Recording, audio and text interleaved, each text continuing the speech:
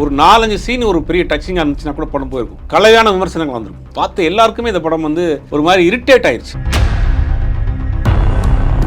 இல்லை, முதல்ல அந்த டீசரை பார்த்தோன்னே ஒரு யதார்த்த நிலைக்கு, சகஜ நிலைக்கு திரும்பி இருக்குது தமிழ் சினிமான்னு நான் பார்த்தேன். ஒரு மாஸ் ஹீரோ, அந்த மாஸ் ஹீரோவுக்கு உள்ள அந்த எதுவுமே இல்லாத இருக்குது அந்த படத்தில். ஒரு ஹீரோ இன்ட்ரடக்ஷன் ஒரு ஷாட் வச்சிருப்பாங்க, ஒரு கதை உடச்சிட்டு வருவார், தீப்பந்தத்தை பறந்துட்டு வருவார், இல்லை ஒரு பிஜிஎம் போட்டிருப்பாங்க, ஒரு ஹை ஸ்பீடில் வருவார். அந்த மாதிரி எதுவுமே கிடையாது. அப்படியே ஒரு சிங்கம் கிராஸ் பண்ணி போகிற மாதிரி.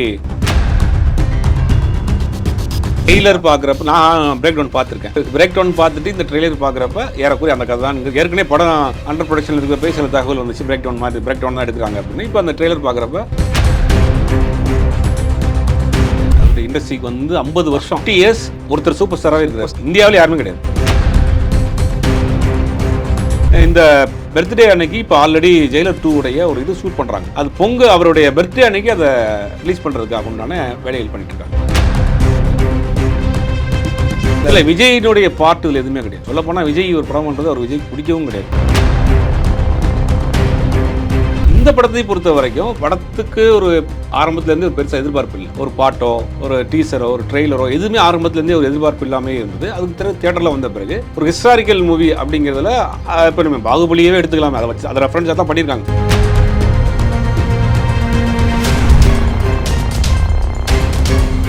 டிஎன் மீடியா நேயர்கள் அனைவருக்கும் உங்கள் குணாவின் நெஞ்சார்ந்த வணக்கங்கள். இன்னைக்கு நம்மளோட நிகழ்ச்சியில் பேசுறதுக்காக பத்திரிகையாளர் திரு சுபேர் அவர்கள் வந்திருக்காரு. வணக்கம் சார். எப்படி இருக்கீங்க சார்? நல்லா. சுவாரஸ்யமாக நிறைய விஷயங்கள் பேசணும். முதலாவதாக தொடர்ந்து சூர்யா அவர்களுக்கு இருக்கக்கூடிய சரிவை பற்றி நிறைய இடங்களில் பேசியிருக்கீங்க. இது வந்து திட்டமிட்ட ஒரு சரிவாக ஒரு அவரோட படங்களுக்கே நடக்கக்கூடிய ஒரு விஷயமா பார்க்குறாங்க அவரோட ரசிகர்கள். கிட்டத்தட்ட ஒரு அரௌண்ட் ஒரு 1 or 2 வீக்ஸ் நெருங்க போகிற இந்த தருணத்தில் இப்போது கங்குவா திரைப்படத்துக்கு கொஞ்சம் ஃபேவரான சில விஷயங்கள்லாம் வந்துட்டுருக்கு. இந்த படத்தோட 20 minutes, இந்த படத்தை வந்து பிகினிங்கில் எப்படி இருக்குது, இன்ட்ரோ சீன் எப்படி இருக்குது, அதனால தான் இந்த மாதிரியான விஷயங்கள்லாம் நடந்திருக்கு. மற்றபடி இதில் நிறைய விஷயங்கள், நல்ல விஷயங்கள் இருக்குது அப்படின்ற ஒரு பார்வையும் வருது. உங்களோட பார்வை எப்படி இருக்குது? இல்லை, திட்டமிட்டே சூர்யா படத்தை வந்து டார்கெட் பண்ணுறாங்க அப்படின்னு சொல்லியிருந்தா ஜெய்பீமை கொண்டாடினாங்கல்ல, சூரரி போட்டரை கொண்டாடினாங்க. இல்லை, தியேட்டரிக்கல் ரிலீஸில் தியேட்டரிக்கலாக வந்து இந்த படம் பார்த்தீங்கன்னா நிறையா விஷயங்கள் அவங்களுக்கே தெரியும். அது ஒரு படம் தோல்வி அடைஞ்சிருச்சு. அந்த தோல்விக்கு உண்டான காரணத்தை முந்தைய என்ன பண்ணுவாங்கன்னா, ஒரு டேரக்டர் சொல்லுவார், நான் கேட்ட ஃபெசிலிட்டி பண்ணி தரல, அதான் படம் தோல்வி, நான் சொன்ன கதை எடுக்கலன்னு சொல்லி ப்ரொடியூசர் சொல்லுவார், சொன்னது ஒன்று எடுத்தது ஒன்று, தயாரிப்பாளர் கோஆப்ரேட் பண்ணலன்னு ஹீரோ சொல்லுவார். மாறி மாறி அந்த தோல்வியை வந்து தள்ளிவிட பார்ப்பாங்க. சரி, இந்த படத்தை பொறுத்த வரைக்கும் படத்துக்கு ஒரு ஆரம்பத்துலேருந்து ஒரு பெருசாக எதிர்பார்ப்பு இல்லை. ஒரு பாட்டோ, ஒரு டீசரோ, ஒரு ட்ரெய்லரோ எதுவுமே ஆரம்பத்துலேருந்தே ஒரு எதிர்பார்ப்பு இல்லாமல் இருந்தது. அதுக்கு தியேட்டரில் வந்த பிறகு ஒரு ஹிஸ்டாரிக்கல் மூவி அப்படிங்கிறதுல இப்போ நம்ம பாகுபலியவே எடுத்துக்கலாமே, அதை வச்சு அதை ரெஃபரன்ஸாக தான் பண்ணியிருக்காங்க. பட் பாகுபலியில் ஒரு லவ் இருக்கும், ஒரு சென்டிமெண்ட் இருக்கும், ஒரு பிரம்மாண்டம் இருக்கும், எல்லாம் இருக்கும். ஆனால் இதில் வந்து முழுக்க முழுக்க வந்து அந்த சூர்யா அவர்களை பில்டப் பண்ணுற மாதிரியான காட்சிகள்லேயே வச்சுருக்காங்க. பட் அதுக்கு ட்ரை பண்ணியிருக்காங்க. ட்ரை பண்ணாமல் இல்லை, ஒரு மிகப்பெரிய வேலைகள் செஞ்சுருக்காங்க, மிகப்பெரிய உழைப்பு இருக்குது, மிகப்பெரிய பொருட்செலவு இருக்குது. ஆனால் அது எதுவுமே ஒர்க் அவுட் ஆகலையே. ஓகே, உங்களுக்கு இப்போ லப்பர் பந்துன்னு ஒரு படம் வந்துச்சுன்னா படத்தில் ஒரு எதுவுமே பெருசாக இல்லை, ஆனால் படம் பெரிய ஹிட்டு. மகாராஜன் படம் வந்து பெரிய ஹிட்டு, படத்தில் வந்து பெருசாக வந்து இல்லை, ஆனால் வந்து ஒரு கனெக்ட் ஆகிற ஒரு விஷயம் இருக்குல்ல. ஓகே, அப்படி இந்த படத்தில் எதுவுமே கனெக்ட் ஆகலையே. ஸோ ஆடியன்ஸ்க்கு கனெக்ட் ஆகாத ஒரே காரணத்தினால தான் இந்த படம் வந்து சரிவே. கண்டிப்பாக கனெக்ட் ஆகிரு. அதாவது நீங்கள் ஒரு 4-5 சீன் ஒரு பெரிய டச்சிங்காக இருந்துச்சுன்னா கூட படம் போயிருக்கும். ஓகே, கலையான விமர்சனங்கள் வந்திருக்கும். பார்த்து எல்லாருக்குமே இந்த படம் வந்து ஒரு மாதிரி இரிட்டேட் ஆயிடுச்சு. ஆனால் எந்த இடத்துலையுமே சூர்யா அவரோட நடிப்பை யாருமே குறை சொல்லவே இல்லையா சார்? இல்லை, சூர்யாவினுடைய நடிப்பு மட்டும் கிடையாது, சூர்யாவினுடைய உழைப்பும் பெரிய உழைப்பு. நிச்சயமாக. ஆனால் கடுமையான உழைப்பு, மிகப்பெரிய அளவு எஃபெக்ட் போட்டிருக்கிறாரு, இந்த மாதிரியான ஒரு ரிஸ்க் எடுத்திருக்கிறாரு. ஏன்னா தேவையில்லாமல் இந்த மாதிரி படங்கள் பண்ண வேண்டிய அவசியம் இல்லையா. கமர்ஷியலாக படம் பண்ணிட்டு சமர்ச்சி எல்லாமே ஒரு அட்டம்ப்ட் ஒன்று அடிச்சிருக்காரு. அதெல்லாம் பெரிய விஷயம். அதெல்லாம் ஆனால் அந்த உழைப்பு மட்டும் பத்தாதே, எல்லாம் அவர் உழைப்பு மட்டும் பத்தாதே. ஸோ இந்த ஒரு விஷயம் பார்க்கும்போது தான் நீங்கள் சொன்னீங்களே சார், இந்த படத்தில் டைரக்ஷன் சரியில்லை, இல்லை சினிமோட்டோகிராஃபி சரியில்லை, இப்படி பிரித்து பார்க்கறதுக்கான வாய்ப்புகள் இருந்திருக்கும், ஏதோ ஒரு விஷயம் ஒர்க் அவுட் ஆயிருந்தா அப்படின்னு சொன்னீங்க இல்லையா.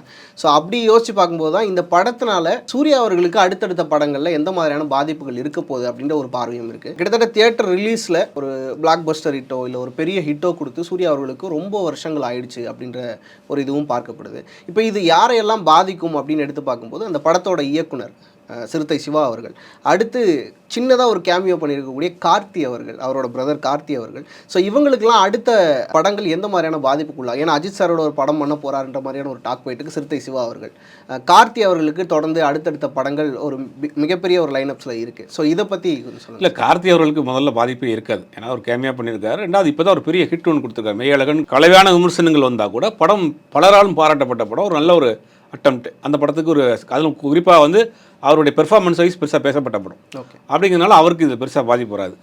சிறுத்தை சிவாவை பொறுத்த வரைக்கும் அங்கே அஜித்துங்கிற ஒரு நபர் வந்து அவருடைய நண்பர் வெல்விஷர் இருக்கிறார். அதனால் அவர் எந்த பள்ளத்தில் போனாலும் அவர் தூக்கி கொண்டு வந்து நிப்பாட்டிடுவார். ஓகே. அதனால் அவர் சேஃபாக தப்பிச்சிடுவார். சூர்யாவுக்கு அடுத்த படங்கள் பாதிப்பு இருக்குமானா படத்தினுடைய ஓப்பனிங்கில் வேணால் சில சிக்கல் இருக்கும், பிஸ்னஸ் வைஸ் ஓப்பனிங் வைஸ். ஆனால் அந்த படம் ஒரு நல்லா இருந்ததுன்னா அது பெரிய அளவில் கொண்டு போய் சேர்த்துருவாங்க. இப்போ உதாரணத்துக்கு எடுத்தீங்கன்னா சிவகார்த்திகேயன் மீது ஒரு பெரிய ஒரு நெகட்டிவ் இமேஜ் இருந்தது. ஆமாம். ஆனால் அதுக்காக அயலான் வந்தது, அதுக்கு முன்னாடி இந்த படங்கள்லாம் சரியாக போகல. ஆனால் அமரன் படத்தினுடைய வெற்றி வந்து எல்லாத்தையும் தாண்டி சிவகார்த்திகேயன் கொண்டு எங்கே உட்கார வச்சிச்சு. அப்போ ஒரு தோல்வி அப்படிங்கிறது அது மட்டுமே கிடையாது, அடுத்த வெற்றி அந்த தோல்விக்கு உண்டான மருந்து, அவ்வளோதான். அப்போ இந்த படம் கங்குவா பண்ணியிருக்காரு. அடுத்த படத்துக்கு கார்த்திக் சிற்பாஜி படத்துக்கு ஒரு பெரிய எதிர்பார்ப்பு இருக்குது. ஓகே. கங்குவாவை காட்டிலும் ஆரம்பத்திலேருந்தே நான் பல இடங்களில் கங்குவா ரிலீஸ் ஆகும் மாதிரி சொல்லியிருக்கேன். கங்குவாவை காட்டிலும் கார்த்திக் சிற்பாஜி படத்துக்கு ஒரு பெரிய எதிர்பார்ப்பு இருக்குது. கார்த்திக் சிற்பாஜி ஏதாவது பண்ணுவார், இந்த படத்தினுடைய அந்த ஃபர்ஸ்ட் ஒரு வரைய போஸ்ட் வந்துச்சு, அதுவே ஒரு பெரிய ஒரு அட்ராக்ஷனாக இருக்குது. அப்போ இந்த படத்து மேலே ஒரு கூடுதல் கவனம் எதிர்பார்ப்பு இருக்குது. அடுத்த டீசர் ட்ரெய்லர் சாங் வர படத்தினுடைய ஹைப் தூக்கிடும். அப்படிங்கும்போது அந்த படம் நல்லா இருந்ததுன்னா இதெல்லாம் மறந்து போயிருமே. அடுத்த வெற்றி வந்து இதை தள்ளிட்டு போயிடும். இந்த படத்தினுடைய தோல்விங்கிறது அடுத்தடுத்து அவங்க சூஸ் பண்ணக்கூடிய கதைகளை வந்து ரொம்ப கவனமாக ஒரு பாடம் எடுத்துக்கணும், அவ்வளோதான். ஸோ அமரன் சொன்ன உடனே தான் சார் ஞாபகம் வருது, சிவகார்த்திகேயன் அவர்களோடவும் சிறுத்தை சிவா அவர்கள் அடுத்து ஒரு படம் பண்ணுறதுக்கான ஒரு பேச்சுவார்த்தை போயிட்டுருக்கு அப்படின்ற மாதிரி இருந்துச்சு. சிவகார்த்திகேயன் அவர்கள் கிட்டத்தட்ட ஒரு இமாலய வெற்றியை அடைஞ்சிட்டாரு இப்போ இந்த 300 கோடி அப்படின்றது. ஸோ அந்த ஒரு விஷயம் சிறுத்தை சிவா அவர்களோட இந்த கங்குவா படத்துக்கு அப்புறம் மறுபடியும் இணைஞ்சு பண்ணுவாங்களான்றது ஒன்று. சிவகார்த்திகேயன் அவர்களோட அடுத்த பாய்ச்சல் எந்த மாதிரியான ஒரு பாய்ச்சலாக இருக்க போகுது? அது அடுத்து வந்து பெரிய லைனாக போச்சிருக்காரு. அடுத்து வந்து இமீடியட்டாக வந்து நம்ம ஏஆர் முருகதாஸ் படம், அடுத்து வந்து சுதா கோங்கரா படம், அடுத்து வந்து வரிசையாக ஒரு பெரிய வெங்கட் பிரபு படம், அது மாதிரி பெரிய ஒரு லைனாக போச்சிருக்கு. அப்படிங்கும்போது எல்லாமே ஒரு பெரிய எதிர்பார்க்கக்கூடிய டைரக்டர்களுடைய படங்கள், பெரிய ஒரு லைனப் இருக்கு அவர். ஸோ இப்படி நிறைய விஷயங்கள் இருக்கும்போது தான் ரொம்ப நாளாக சூர்யா அவர்கள் மாதிரியே ரொம்ப நாள் கழித்து தியேட்டரில் வந்து கிட்டத்தட்ட ஒரு 2 வருஷமாக ஒரு படத்தை பற்றின அப்டேட் கேட்டுக்கிட்டு எப்பயும் நடக்கிற ஒரு விஷயம் தான் ஏகே அஜித்குமார் அவர்கள் இப்போது ரேஸ்லலாம் கூட மறுபடியும் முழு கவனத்தை செலுத்திட்டு இருக்காரு. விடாமுயற்சி இந்த டீசர் பார்த்தீங்களா சார்? பார்த்துருப்பீங்க நிச்சயமாக. ஸோ அந்த டீசர் சொல்லக்கூடிய விஷயங்கள் ஒரு ஹாலிவுட் ரேஞ்சில் இருக்குது அப்படின்னு சொல்கிறாங்க. ஸோ அதை பற்றின ஒப்பீனியன் என்ன சார்? இல்லை, அந்த முதல்ல அந்த டீசரை பார்த்தோன்னே ஒரு யதார்த்த நிலைக்கு, சகஜ நிலைக்கு திரும்பி இருக்கு தமிழ் சினிமான்னு நான் பார்த்தேன். ஓகே. ஒரு மாஸ் ஹீரோ, அந்த மாஸ் ஹீரோவுக்கு உள்ள அந்த எதுவுமே இல்லாத இருக்குது அந்த படத்தில். ஒரு ஹீரோ இன்ட்ரடக்ஷன் ஒரு ஷாட் வச்சிருப்பாங்க, அது கதை உடச்சிட்டு வருவார், தீப்பந்தத்தை பறந்துட்டு வருவார், இல்லை ஒரு பிஜிஎம் போட்டிருப்பாங்க, ஒரு ஹை ஸ்பீடில் வருவார், அந்த மாதிரி எதுவுமே கிடையாது. அப்படியே ஒரு சிங்கம் கிராஸ் பண்ணி போகிற மாதிரி ஒரு பிளாக் அண்ட் ஒயிட்டில் ஒருத்தர் போகிறார்.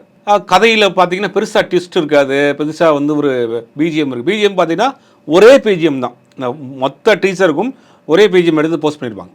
அப்போ ஒரு ஒரு யதார்த்தமான ஒரு ஒரு ஒரு படம், ஒரு டாக்குமெண்ட்ரி பார்க்குற மாதிரி ஒரு யதார்த்தமான படமாக இருக்குது. அதுதான் சொல்கிறாங்க ஹாலிவுட் படமாக இருக்குது. ஒரு படத்துக்கு ஒரு நம்ம Tamil cinema, Indian cinema, Tamil சினிமாவில் இந்தியன் சினிமாவுக்குனே ஒரு ஆர்டிஸ்ட்டுக்கு ஒரு ஒரு ஹைப் வச்சுருப்பாங்க. அது எதுவுமே இல்லாமல் அந்த மாதிரியான, அது உண்மையில் பெரிய பெரிய விஷயமா எனக்கு தோணுச்சு. ஏன்னா அஜித்துன்னு ஒரு ஒரு பெரிய ஒரு ஸ்டாருக்கு வந்து அவரை வந்து முதல்ல டீசர் காட்டுறப்ப ஏதோ ஒரு பில்டப் இருக்கும், அப்படி இருக்குன்னு எதுவுமே இல்லாமல் ஒரு கதையை மட்டும் நம்பி கதையை நோக்கி பண்ணியிருக்க விஷயம் நல்லா பண்ணியிருக்காங்க. அனிருத் இன்னும் கொஞ்சம் பெட்டராக பண்ணியிருக்கலாம் அப்படிங்கிறது தான் எல்லாருடைய இது. ஓகே. ஆனால் அனிருத்தோட அந்த பிஜிஎம் ஸ்கோர் வந்து பார்த்தீங்கன்னா கடவுளே அஜித்தே அப்படின்றதுல இருந்து தான் எடுத்து பண்ணியிருக்காரு அப்படின்றத அவருமே ட்வீட் போட்டு கொஞ்சம் ஆமாம் இந்த மாதிரி தான் இருக்க போது, இது தேட்டரில் தெரிக்க போது பாருங்க அப்படிங்கிற மாதிரி ஒரு விஷயம் சொல்லி. இல்லை, அந்த வைப்பு அவருக்கு கொஞ்சம் அந்த கனெக்ட் ஆகிருக்கும், இம்பாக்ட் ஆகிருக்கும், அதை நினச்சி போடும். பட் அது மாதிரி முழுசா இல்லையே. ஓகே. அதோடைய ரெசம்பிள் ஏதாவது இருக்கலாமே ஒழிய அதை வச்சு தான் கொத்து பரோட்டா போகிறத வச்சு தான் அனிருத்தை எடுத்து போட்டாருன்னு சொல்கிறதெல்லாம் வந்து அனிருத்தே வந்து இது ஏன் போட்டாருன்னு தெரியல. அது இல்லை சார், எனர்ஜி, முயற்சி, விக்டரி, அந்த 3 பிஜிஎம் நடுவில் வரக்கூடிய வார்த்தைகள் அது கடவுளே அஜித்தே அதை ரிசம்பிள் பண்ணியிருக்கின்ற மாதிரி சொன்னாங்க. ஸோ அதனால் அது சொன்னேன் சார். ஸோ அதை தாண்டி இன்னொரு இன்சிடெண்ட்டாக நடந்திருக்கலாம், ஒரு இன்ஸ்பயர் ஆகிருக்கலாம், அவ்வளோதான். ஸோ அதை தாண்டி இன்னொரு விஷயமும் கூட சார், ஹாலிவுட் மாதிரி இருக்குது அப்படின்றதுனால இப்போ அது ஒரு சர்ச்சையாக மாறி இருக்குது சார். ஸோ பிரேக் டவுன் அப்படின்ற ஒரு ஹாலிவுட் படத்தோட கதையை வந்து திருடி எடுத்துருக்குறாங்க, அதுக்கான ரைட்ஸ் ப்ராப்பராக வாங்குறேன்னு சொல்லி ப்ரொடக்ஷன் டீம் சொல்லிச்சு, அது பட் நடக்கலை அப்படிங்கிற மாதிரியான ஒரு டாக் போயிட்டுருக்கு. இதோட உண்மைத்தன்மை என்ன? உண்மையிலே கதை ட்ரெய்லர் பார்க்குறப்ப நான் பிரேக் டவுன் பார்த்துருக்கேன். பட் பிரேக் டவுன் பார்த்துட்டு இந்த ட்ரெய்லர் பார்க்குறப்ப ஏறக்குறைய அந்த கதை தான். ஏற்கனவே படம் அண்டர் ப்ரொடக்ஷனில் இருக்கிறப்ப சில தகவல் வந்துச்சு, பிரேக் டவுன் தான் எடுக்கிறாங்க அப்படின்னு. இப்போ அந்த ட்ரெய்லர் பார்க்குறப்ப ஆல்மோஸ்ட் பிரேக் டவுனை தான் எடுத்துருக்காங்க அப்படிங்கிறது கன்ஃபார்மாக தெரியுது. அந்த ரைட்ஸ் இஷ்யூவில் ஏதோ பிரச்சனை போயிட்டு இருக்கு அப்படிங்கிற மாதிரி இப்போ ஒரு தகவல் வருது. கிட்டத்தட்ட 150 கோடி இருக்காங்க அப்படிங்கிற மாதிரி. ஆமாம், இதை வந்து அவங்க எப்படி இது பண்ண போகிறாங்க? 97 வந்த படம், அது 97 வந்த படம் கிட்டத்தட்ட 25 வருஷம் ஆச்சு. அந்த நிறுவனமே அதை அந்த கம்பெனி அந்த படத்தை மறந்துருப்பாங்க. தேவையில்லாமல் புதுசாக நம்ம ஆட்கள் ரொம்ப ஹைப் பண்ணி அந்த படத்தை இதான் பண்ணுறாங்கன்னு சொல்லி பண்ணுறாங்க. அது லீகலாக அது நோட்டீஸ் ஃபேஸ் பண்ண போகிறாங்களா, இல்லை காமன் ஷேட் கொடுத்துட்டு படத்தை வாங்க போகிறாங்களான்றது இனிமேல் போக போக தான் தெரியும். ஸோ இப்படி ஒரு விஷயம் போயிட்டு இருக்கும்போது பொங்கல் ரிலீஸ் அப்படின்றது ரொம்பவே சந்தோஷமான ஒரு செய்தியாக இருந்துச்சு அஜித் அவர்களுடைய ரசிகர்களுக்கு. ஸோ அதை தாண்டி இன்னொரு சிக்கலும் இருக்குது. குட் பேட் அக்லியும் பொங்கலுக்கு ரிலீஸ் ஆகுது, விடாமுயற்சியும் பொங்கலுக்கு ரிலீஸ் ஆகுது. எப்படி சார் 2 படத்தையும் ஒரே டைமில் இல்லை, விடுவாங்க? வாய்ப்பே இல்லை, ஓகே, சான்ஸே இல்லை, 100% சான்ஸ் இல்லை. அதை யாரும் சும்மா கிளப்பி விடுறாங்க. குட் பேட் அக்லி வர்றதுக்கு இப்போதைக்கு வாய்ப்பு இல்லை. குட் பேட் அக்லியில் இப்போ தான் அமேசிங் ரேட்டர் கமிட் இல்லை பண்ணிடலாம். அனௌன்ஸ்மெண்ட்டில் மென்ஷன் இல்லை, பண்ணியிருந்தாங்க. அவங்களுடைய பூஜை போட்ட அன்னைக்கே பொங்கல் ரிலீஸ் அனௌன்ஸ் பண்ணாங்க. ஆனால் இப்போ உள்ள சுச்சுவேஷன் படத்தில் ஒரு 30% ஒர்க் இருக்குது. இப்போ தான் அமேசிங் ரேட்டர் கமிட் பண்ணியிருக்காங்க. சாங் வாங்கணும், சாங் ஷூட் பண்ணணும், பிஜிஎம் ஆர்ஆர் பண்ணணும், டப்பிங் பண்ணணும், மற்ற வேலைகள்லாம் இருக்குது. அதனால் வாய்ப்பே இல்லை, பொங்கல் ரிலீஸ் ஆகிறதுக்கு வாய்ப்பு இல்லை. விடாமுயற்சி பொங்கல் கொண்டு வரதுக்காக விடாமுயற்சி பண்ணிட்டு இருக்காங்க. ஓகே, அதுலேயுமே இன்னும் சில பேட்ச் ஒர்க்ஸ்லாம் இருக்குது அப்படிங்கிற செய்திகளும் வந்துக்கிட்டு இருக்கு. ஸோ ஃபிங்கர் கிராஸ்ட் இந்த முறையாவது கண்டிப்பாக வந்துடணும் அப்படின்றது தான் எங்களோட ஒரு சினிமா ரசிகர் என்னோட எதிர்பார்ப்பும் கூட. ஸோ அடுத்த கேள்வி என்ன அப்படின்னு பார்த்தீங்கன்னா, தலைவர் சூப்பர் ஸ்டார் அவர்கள் கூலி திரைப்படத்துக்கான ஒரு மிகப்பெரிய எதிர்பார்ப்பு இருக்குது. அதுவும் டிசம்பர் 12 அப்படின்றது அவரோட பிறந்த நாள். ஸோ அதனால் இது ஒரு பெரிய அப்டேட் வரப்போகுது அப்படின்றது ஒரு பக்கம். இன்னொரு பக்கம் ஜெயிலர் 2 ப்ரோமோ விட்டால் கூட ஆச்சரியப்படுறதுக்கு இல்லை, நெல்சன் அவர்கள் இறங்கி சம்பவம் பண்ண போகிறார் அப்படின்னு ஒரு டாக் போயிட்டுருக்கு. இதோட அவர் வந்து சினிமா கெரியரை முடிச்சுக்கிட்டு ஃபாரினில் போய் செட்டில் ஆக போகிறாரு அப்படின்ற மாதிரி ஒரு டாக்கும் இருக்குது. ரொம்ப வருஷமாக சொல்லிக்கிட்டு இருக்க விஷயமும் கூட. ஏன்னா சூப்பர் ஸ்டார் அவர்களை வந்து இன்றைக்கி நேற்று நம்ம பார்க்கல, இன்றைக்கி நேற்று இண்டஸ்ட்ரி பேசலை. ஸோ அவ்வளோதான், இதோட முடிஞ்சு, இதுக்கப்புறம் வரமாட்டார், சூப்பர் ஸ்டார் ரெஸ்ட் எடுக்க போகிறாரு, அவ்வளோதான்னு சொல்லி இப்போ சொல்கிற அவ்வளோதானுக்கு என்ன முடிவு இருக்குது அப்படின்றது. இது வந்து 50வது வருஷம் அவருடைய இண்டஸ்ட்ரிக்கு வந்து 50 வருஷம், 50 இயர்ஸ் ஒருத்தர் சூப்பர் ஸ்டாராகவே இருக்காரு. இந்தியாவில் யாருமே கிடையாது. அமிதாப் பச்சன் இருந்தாலும் கூட ஹீரோவாக கிடையாது. அவர் வேற கேரக்டர் பண்ணிட்டார், வேற போயிட்டார். 50 வருஷமா சூப்பர் ஸ்டார், 50 வருஷமா தமிழ் சினிமாவில் உச்சபட்ச சம்பளம், 50 வருஷமா ஒருத்தருடைய பெரிய பிஸ்னஸ் அப்படின்னு ஒரு நடிகர் இருக்காருன்னா அது ஒரு பெரிய சாதனை, மிகப்பெரிய சாதனை. அது தெரியாமல் சில பேர் அவர்கிட்ட போய் ஒர்க் எடுத்துட்டு இருக்கானுங்க. அவருடைய சாதனை, அவருடைய இதெல்லாம் பார்க்குறப்ப போதும்னு அவருக்கு நிறையா பண்ணிட்டார். அவருடைய அச்சீவ்மெண்ட் சினிமாவில் வந்து நிறையா பண்ணிட்டார். அப்படிங்கும்போது அவர் முடிச்சுக்கிடுவார், இதோட படத்தை நிப்பாட்டிடுவார், ரெஸ்ட் எடுக்க போகிறாருன்னு கண்டிப்பாக பண்ண மாட்டார். அந்த மாதிரியான ரொம்ப ஃபாஸ்ட்டாக இருந்த ஆட்கள் வந்து வீட்டிலலாம் உட்காந்து ரெஸ்ட்லாம் எடுக்க மாட்டாங்க. அது சினிமா மட்டும் கிடையாது, காமனாக இருக்கக்கூடிய மனிதர்களே ரொம்ப சுறுசுறுப்பாக வேலை பார்த்துட்டு இருப்பாங்க, ஒரு கம்பெனியில் வேலை பார்த்துட்டு இருப்பாங்க, ரிட்டையர் ஆகிட்டானா வேலை பண்ணிகிட்டே இருப்பாங்க. அந்த மாதிரி இருக்குது. எப்பயுமே பிஸியாகவே ஃபாஸ்ட்டாகவே வேலை பார்த்துட்டு இருந்த நபர். அப்படிங்கும்போது சினிமா முழுவதும் விட்டுட்டு ஒரு ஈஸி சேரை போட்டு பேப்பர் படிச்சுட்டு ஊரில் உட்காந்துருவாருன்றதெல்லாம் கிடையாது. ஒரு கடைசி காலம் ஆரோக்கியமாக இருக்கிற வரைக்கும் படம் பண்ணுவார். இந்த பர்த்டே அன்னைக்கு இப்போ ஆல்ரெடி ஜெயிலர் 2 உடைய ஒரு இது ஷூட் பண்ணுறாங்க. ஒரு உண்மைதான் ஷூட் பண்ணுறாங்க. அது அவருடைய பர்த்டே அன்னைக்கு அதை ரிலீஸ் பண்ணுறதுக்காக உண்டான வேலைகள் பண்ணிட்டு இருக்காங்க. சூப்பர். ஸோ இப்படி ஒரு விஷயம் இருக்கும்போது நீங்கள் சொன்ன மாதிரி ஒரு 50 இயர்ஸ் ஆஃப் லெகசி இங்கே வச்சுருக்காரு சூப்பர் ஸ்டார் அவர்கள். அது வந்து not only India, all over the வேர்ல்டில் கூட ஜப்பான், சைனா இங்கெல்லாமே அவரோட படங்கள் ரிலீஸ் ஆகும்போது அப்படி கொண்டாடினாங்க அப்படின்லாம் கேள்விப்பட்டோம். இதை தாண்டி இப்போது ரீசெண்டாக விஜய் சேதுபதி அவர்களோட படம் மகாராஜா, அது வந்து சைனாவில் பயங்கரமாக போயிட்டுருக்கு. கிட்டத்தட்ட 2 நாளில் 20 கோடி ஏர்ன் பண்ணியிருக்கு, நிறைய ஸ்க்ரீன்ஸ் கொடுத்துருக்காங்க, இப்படிலாம் ஒரு டாக் போயிட்டுருக்கு. இதோட உண்மைத்தன்மை என்ன, நம்பக்கூடிய விதத்தில் இருக்கா இல்லை அப்படின்ற மாதிரியும் ஒரு கேள்வி இருக்குது. இல்லை நம்பக்கூடிய திறமை உண்மையாக இருக்குன்னா ஏறக்கூடிய உண்மைதான். கிட்டத்தட்ட 4000 ஸ்க்ரீனாக நான் மேலே ரிலீஸ் பண்ணுறாங்க. 10,000 ஷோ. அந்த தேட்டர்லாம் அங்கே சின்னதாக இருக்கும், ஒரு 100 பேர் உட்கார்றதான் ஒரு தேட்டராக இருக்கும். அந்த மாதிரி நம்மளோட 2 மடங்கு பாப்புலேஷன் அதிகம். ஓகே, அப்படிங்கிறதுனால ஒரு பெரிய லெவலில் அந்த படத்தை ஸ்க்ரீனிங் பண்ணுறாங்க. சப்டைட்டில் சைனீஸ் சப்டைட்டில் போட்டு அந்த படத்தை பண்ணுறாங்க. ப்ரீமியர் ஷோ ஒன்று போட்டாங்க, அதிலே கிட்டத்தட்ட 2 கோடி ரூபாய்க்கு மேலே கலெக்ஷன் ஆயிருக்கு அந்த படத்துக்கு. அப்படிங்கும்போது படம் வந்து ஒரு பெரிய கலெக்ஷனை கொடுக்கும். இப்போ வரைக்கும் 3 நாள் 4 நாள் ஆயிருக்கு போல். அது வரைக்குமே கிட்டத்தட்ட ஒரு 20 கோடிக்கு மேலே கலெக்ஷன் அப்படின்றாங்க. அது வந்து ஒரு 300-400 கோடிக்கு மேலே போகும், பெரிய லெவலில் கலெக்ஷன் கொடுக்கும் அப்படிங்கிற மாதிரி ஒரு தகவல் சொல்கிறாங்க. ஸோ இங்கே அரௌண்ட் ஒரு 110 crores தமிழ்நாட்டில், இந்தியாவில் மட்டும் ஏர்ன் பண்ணுது. ஒரு வெளிநாட்டில் போய் இவ்வளோ பணங்கள் ஏர்ன் பண்ணுறதுக்கான வாய்ப்புகள் குறைவு அப்படின்ற பட்சத்தில் பேசப்படுது ஒன்று. இது திட்டமிட்டே வந்து பரப்பப்படுற செய்தி அப்படின்னு சொல்கிறாங்க. அதனால தான் இந்த கேள்வி எழுப்பப்படுது. இது உண்மைத்தன்மை இல்லை, படம் வந்து உங்களுக்கு ரிலீஸ் ஆகி இங்கே ஓடி முடிச்சிருச்சு. இப்போ திட்டமிட்டே பரப்பி என்ன ஆயிருப்போகுது? ஓகே, படம் ரிலீஸ் ஆகிறதுக்கு முன்னாடி சைனா ரிலீஸ் ஆயிருக்கு, இப்போ சேனல் அப்படி ஓடிட்டு இருக்குன்னு சொன்னால் இந்த படத்தை இங்கே ஓட வைக்கிறக்கா பண்ணுறாங்கன்னு சொல்லலாம். படம் ஆல்ரெடி இங்கேயே ஒரு பெரிய ஹிட்டு. தமிழ்நாட்டில் ரொம்ப வருஷம் கழிச்சு 100 நாள் ஓடின படம். ஓகே, மலேசியாவில் பெரிய அளவில் கொண்டாடப்பட்ட படம், சிங்கப்பூரில் பெரிய அளவில் கொண்டாடப்பட்ட படம். அப்படி போய் சைனாவில் போகிறாங்க, சைனாவில் ப்ரீமியர் ஷோ போடுறாங்க, பார்க்குறாங்க, அந்த படத்தை ரொம்ப கொண்டாடுறாங்க. ரிலீஸ் ஆகிறதுக்கு முன்னாடி படத்துக்கு அங்கே ஒரு எதிர்பார்ப்பு கிரியேட் ஆகுது. அப்படிங்கும்போது அந்த ஹைப்பு இந்த படத்துக்கு என்ன ஆயிரப்போகுது?